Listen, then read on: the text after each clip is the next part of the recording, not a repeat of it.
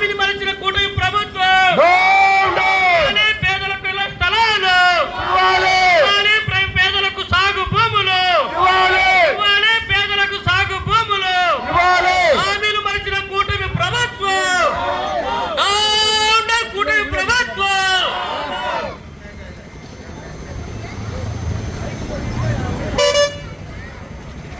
వర్ధిల్లాలి భారత communist party, వర్ధిల్లాలి భారత కమ్యూనిస్ట్ పార్టీ. అంబేద్కర్ సర్కిల్ కాంచి, అంబేద్కర్ సర్కిల్ కాంచి.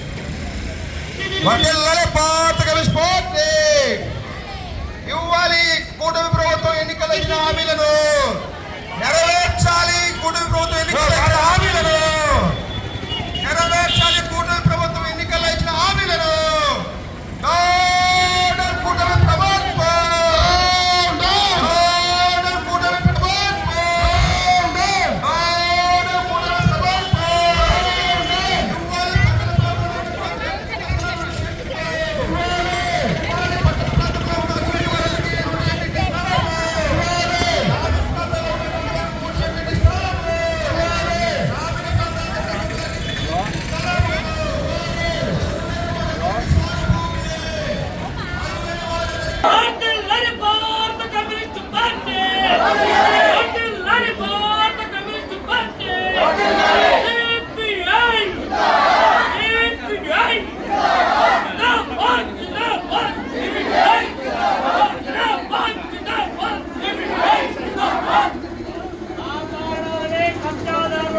ప్రభుత్వ భూములు అధ్యయన నియోజకవర్గంలో కబ్జా గురవుతున్న ప్రభుత్వ భూములు కాపాడాలి. విలువైన ప్రభుత్వ భూములు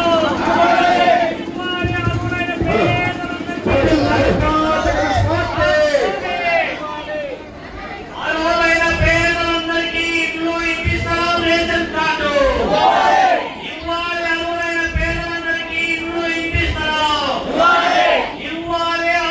ప్రతిపక్షంలో ఉన్నప్పుడు ఊరు వాడా తిరిగి ఈ రాష్ట్రంలో జగన్మోహన్ రెడ్డి ఆర్భాటంగా 32 లక్షల ఇంటి పట్టాలు పేదలకు ఇస్తానని చెప్పని ఇచ్చాడు.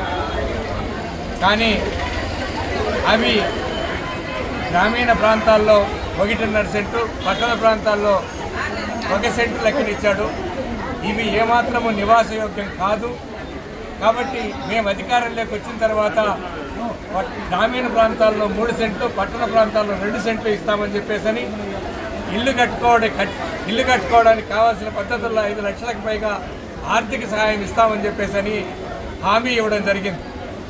కానీ అధికారంలోకి వచ్చిన తర్వాత ఈ 20 నెలలు గడుస్తూ ఉన్నా దాని ఊసే ఎత్తడంలా. క్యాబినెట్ మీటింగ్లో తీర్మానం చేశారు పేరు, కానీ ఆచరణకు మాత్రం నోచుకోవాలి. ఈరోజు అది ఎట్లా ఉందంటే ఏరు దాటిన తర్వాత తెప్ప తగిలేసినట్టు అధికారంలోకి వచ్చిన తర్వాత ఈరోజు దాన్ని మర్చిపోవడం జరిగింది. అందుకే భారత కమ్యూనిస్ట్ పార్టీ ఈ ఇంటి పట్టాలు, రేషన్ కార్డులు, పెన్షన్లు, అదేవిధంగా ఇళ్ళు నిర్మాణం జరగాలని టిట్కో ఇళ్ళు గతంలో కట్టి దాన్ని పేదలకు హ్యాండ్ ఓవర్ చేయనటువంటి టిట్కో ఇళ్ళు అందరికీ లబ్ధిదారులకు ఇవ్వాలని చెప్పని రాష్ట్ర వ్యాప్తంగా ఈరోజు ఈ కార్యక్రమాన్ని చేపట్టడం జరుగుతూ ఉంది. ఈరోజు ఇండ్ల పట్టాలు ఇవ్వడానికి స్థలాలు లేవనో లేకపోతే సరైనటువంటి పద్ధతుల్లో ఆ స్థలాలు లేవని చెప్పేసి చెప్తున్నారు. ఇప్పుడే మన వాళ్ళు చెప్తున్నారు, ఈ బద్వేలు నియోజకవర్గంలోనే 100 ఎకరాలు కబ్జా గురైనాయి. ఈ అన్నీ కూడా అధికార పార్టీకి సంబంధించినటువంటి వాళ్ళ అండదండలతోనే జరుగుతూ ఉన్నాయి. రాష్ట్రం మొత్తం మీరు చూస్తే ఈ కూటమి ప్రభుత్వం అధికారంలోకి వచ్చిన తర్వాత ప్రతి నియోజకవర్గంలో 100 ఎకరాలు ఈరోజు అధికార పార్టీకి సంబంధించిన కూటమి ప్రభుత్వంలో ఉన్నటువంటి వాళ్ళే భాగాలు పంచుకొని చాలా సవ్యంగా సక్రమంగా ఏమాత్రం విభేదాలు లేకుండా ఎవరికి కావాల్సిన వాళ్ళు భూములు పంచుకోవడం జరుగుతూ ఉంది. కాబట్టి ఈరోజు పేదల కాడికి వచ్చేసరికి మాత్రం మేము భూములు ఇవ్వడానికి మాత్రం భూములు లేవని చెప్పేసి ఏ విధంగా ఇస్తామని చెప్పేసి చెప్తున్నారు. అదే సందర్భంలో ఈ రాష్ట్రంలో కార్పొరేట్ కంపెనీలకు భూములను అప్పచెప్తా చెప్పడం జరుగుతూ ఉంది. 99 పైసలకు ఎకరా లెక్కన వందల వేల ఎకరాలు కట్టబెడుతున్నారు. పైగా ఈ విధంగా ఎట్లా ఇస్తారని చెప్పని అడిగితే మేము ఇస్తామండి, ఫార్చ్యూన్ 500 కంపెనీలకు ఉచితంగా కూడా ఇస్తారని చెప్పని లోకేష్ గారు చెప్తున్నారు. అంటే వాళ్ళ తాతల సొత్తు ఏదో ఈయన అప్రంగా పంచినట్టు పంచుతున్నాడు. ఇది ప్రజల సొత్తని, ప్రజలు ఓట్లేస్తే గెలిచామని, ఇది ప్రజల ప్రభుత్వమని, ప్రజాస్వామ్య వ్యవస్థ ఉందని చెప్పి మర్చిపోయి అధికారంలోకి వచ్చిన తర్వాత ఇంకా కళ్ళు కనపడకుండా నియంత్రణతో పోకట్లు అనుసరించడం జరుగుతూ ఉంది. ఈరోజు మేము అడుగుతున్నాం, మేము పరిశ్రమలు రావడానికి వ్యతిరేకం కాదు, కానీ ఏదైతే నివాసయోగ్యంగా ఉండి ఏదైతే సాగుకు లాగి అయినటువంటి భూములన్నీ కూడా వాటినన్నిటి 3 పంటలు పండేటువంటి భూములు ఫ్యాక్టరీలకు దారాదత్తం చేయమాకండి. రెండోది, ఫ్యాక్టరీలు పెట్టడం లాభాల కోసం వాళ్ళు కొనుక్కుంటారు. న్యాయమైనటువంటి ధర నిర్ణయించి ఆ పద్ధతుల్లో భూములు కొనుక్కోమని చెప్పండి తప్ప ఊరికే ఎందుకు దారపోస్తున్నారో మాకు అర్థం కావడం లేదు. అంటే ఫ్యాక్టరీ యజమానులతో కుమ్మక్కై ఆ పద్ధతుల్లో వాళ్ళు ప్రభుత్వం వాళ్ళతో కుమ్మక్కై వాళ్ళు లంచాల కోసం ఈరోజు ఈ విధమైనటువంటి పద్ధతుల్లో భూములు దారపోస్తున్నారు. అందుకే భారత కమ్యూనిస్ట్ పార్టీ చెప్తా ఉంది, మీరు నిజంగానే ఈ భూముల పైన మీకు చిత్తశుద్ధి ఉంటే ఒక కమిటీ వేయండి, అఖిలపక్ష కమిటీ వేయండి.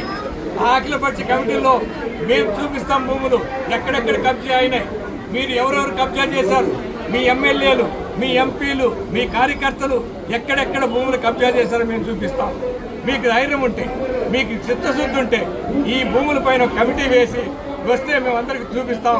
నిజంగా చర్య తీసుకోగలిగితే కావాల్సినటువంటి భూములు ఉన్నాయి, పేదలకు పంచవచ్చు, పరిశ్రమలకు ఇవ్వచ్చు.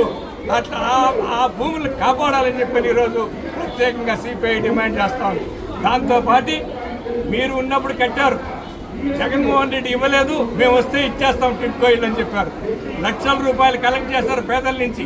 కానీ మీరు వచ్చిన 20 నెలల్లో కూడా ఈరోజు ఆ టిడ్కో ఇల్లు ఇంతవరకు హ్యాండ్ ఓవర్ చేయలేదు. వాటికి ఇవ్వాల్సిన పేమెంట్స్ ఇవ్వడం లేదు.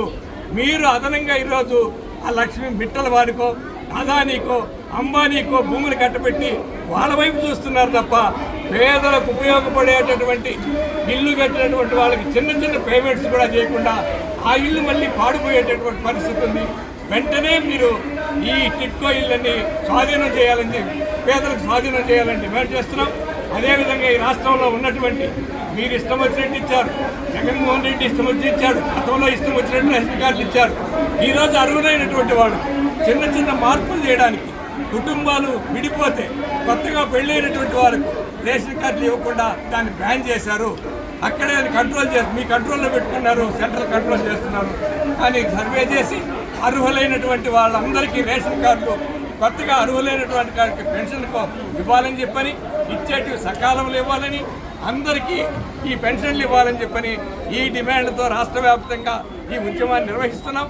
ఇప్పటికైనా వీటిపైన ప్రభుత్వం తగు చర్యలు తీసుకోవాలా, లేకపోతే భవిష్యత్తులో దశల వారీగా పేదలను, లబ్ధిదారులను సమీకరించి పెద్ద ఎత్తున ఈ ఉద్యమానికి శ్రీకారం చుడతాం. ఇంటి ఏదైతే ఈ టిడ్కో ఇల్లు